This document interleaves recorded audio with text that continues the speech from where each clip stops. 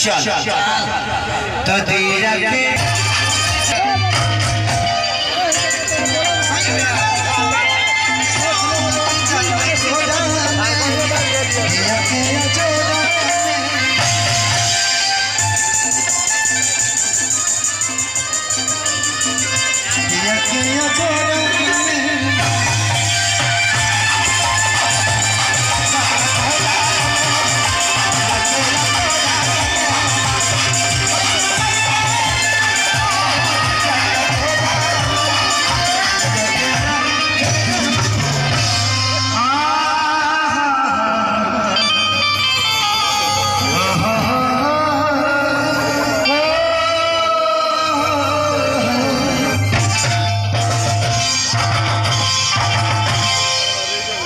कितनी चिंता है। वाह नाइस चलाओ ना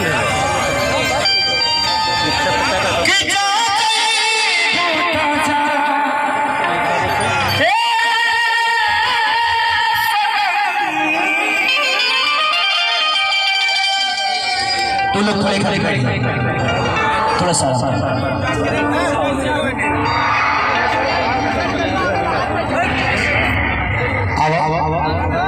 आज बड़े तो तुम कुछ कहिए जा।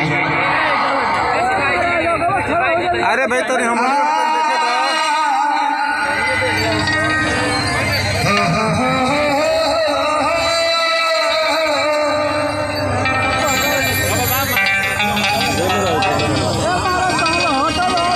इशारा नहीं तो एक सब जला दो, लाइट पूरा जला दो। हुक मत करिए, एक ही बार स्टेज में एस्टे कर दीजिए, घुमाइए मत। ओके ओके हटिया तनी हटो कि तोरा के कजरा जा झगड़ा करा किसे खाए से मैं पानी पानी हो गई कि मोहम्मद राजा जी ऐसा न प्यार के अजा दिल बारा तुम बिगाड़ के कि चाहती कोई लबोट पूरा ललैया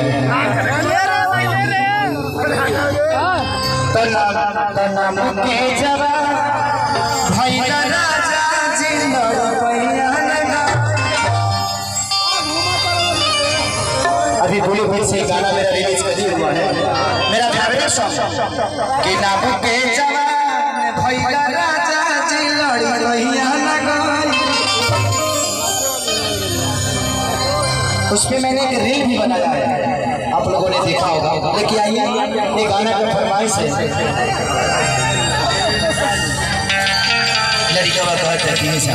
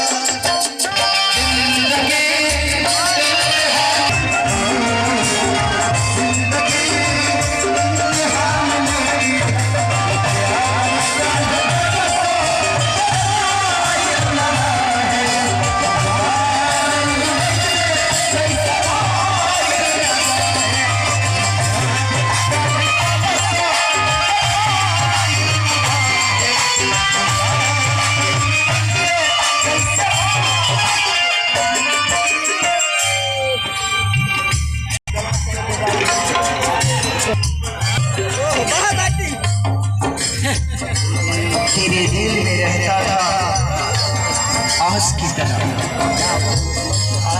तेरे दिल में रहता था आस की तरह, तो हमेशा लेती थी मुझे सांस की तरह। मुझे क्या पता था कि एक दिन मुझे छोड़ के चली जाओगी शीशे के गिलास की तरह।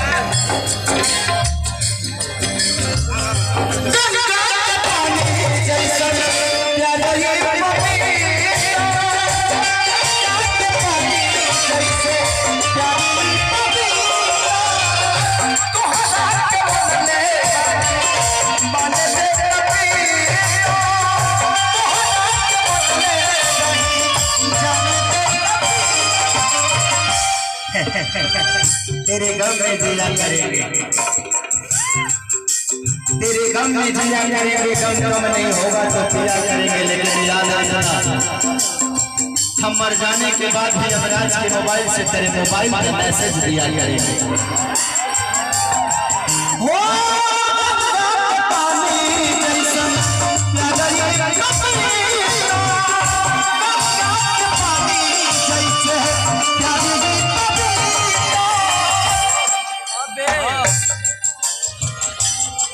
आगे बढ़ी आओ